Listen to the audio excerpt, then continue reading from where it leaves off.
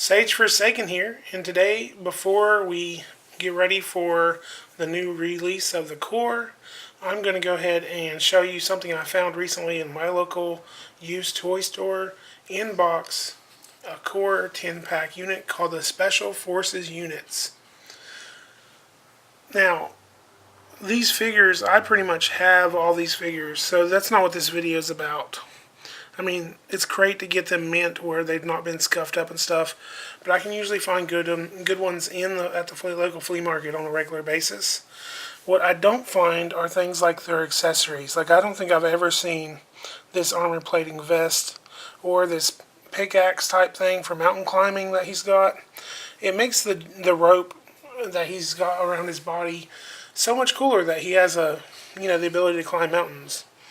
Some sort of drone over here where it's like a mine or a drone or something, and then definitely a drone with the jump figure. I'm really liking, I don't find accessories that often for these figures because unless you buy them mint on card, the kids have lost the accessories and then they just got rid of them because they got older or whatever. So if we look over at, he has a big minigun. Some of these figures do still come with a couple of these accessories, but for the most part, these accessories have been put to the wayside. For example, as we go down here, I'm not sure I've ever seen this gun before, but they have all sorts of other little stuff like this mini tank thing. He has a sword. I mean, you can't really find, and you can tell, just like they're doing with the newer figures, this sword has a peg on it, so it'll peg right into his back. That's really cool, so that you don't have to worry about having a sheath or anything. It's a really good play feature for the figure. Though you can tell they're using the same rope mountain climbing mold for that guy. And then, of course, Crossbow. I've actually seen this Crossbow before, but I wasn't even sure it was a core Crossbow. And it makes sense, to, have that ability to have a crossbow and everything. I just don't know how well a crossbow would work underwater, since this guy is a diver. Yeah, the harpoon guns typically are pressurized, and they don't need a bow to fire. And then, of course, you have a sniper rifle. I wish they had more sniper rifles and things of that nature in the core as it is. I thought it was so funny that the Samuel Jackson character, when they did the King Kong line, had a ghillie suit but no sniper rifle. Like, what are you doing? Like, you have a sniper outfit. You're giving him a ghillie suit but no sniper rifle. Let's look at the back of the package. So one thing I love about these core packages is they do something that, they make these characters stand out. They have the figure and the little artwork that would be on their little bio tag. And of course, their accessories are shown too.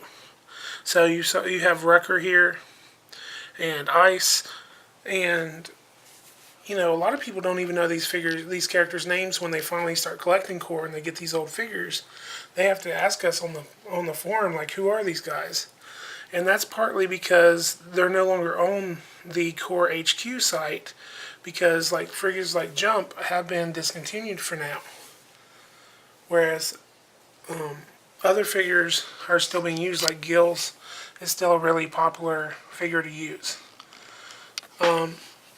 The biggest weakness, in my opinion, to this 10-figure set is so many of the figures are supposed to be good guys, with the Marauders only making up basically 2 figures.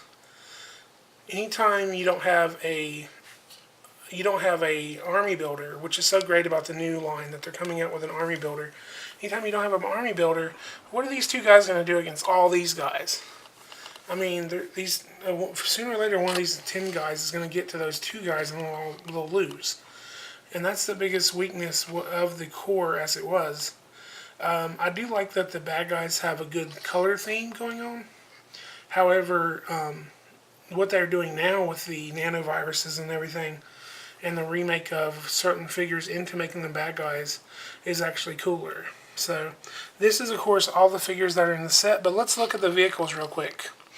The boat, the plane, and the helicopter are still being released as is, except for color changes. So, for example, the plane is put out in like a more of a military camo color. I kind of miss the way even old G.I. Joe or the Corps would really color code these things. It reminds me of playing Halo, like red versus blue, or G.I. Joe, where the Cobra would always have the blue vehicles or the black vehicles, and you knew that they were the bad guys because of that. So I kind of miss the coloration they had. And if you think about it, a flat red like that would be a lot cheaper than having them be like, well, we'll paint it tan, and then we'll paint all these details on it. If they want to save money, switch to a solid color red like they did before, and they could just not even have as many details in the paint effect on the planes. Anyway, the only thing, I've never seen this buggy or this in person, this glider thing. So let me know what you think about this 10-pack. I am not taking it out of the box at this time. No, it's not for sale. I've been asked already. But I did want to get it because I thought it was a cool little set to find, and I really didn't have a lot of these in a collector fashion where it'd still be in box and with accessories and everything. And since I have pretty much come to care about the Corps more and more recently, I wanted to have a little bit of something to back that up. When I saw this, I had to buy it. Anyway, if you like my videos, if you're looking forward to the new Corps figures coming out in the next few weeks, like and subscribe. I'll keep you posted as I get figures. And we really have a little bit of a wait. We've been waiting for a while, but word is it should be any time now. I went to Walmart today, and I was sadly seeing tons of figures from last year. So until those figures go away, I guess we won't be restocking for the new figures. Thanks again.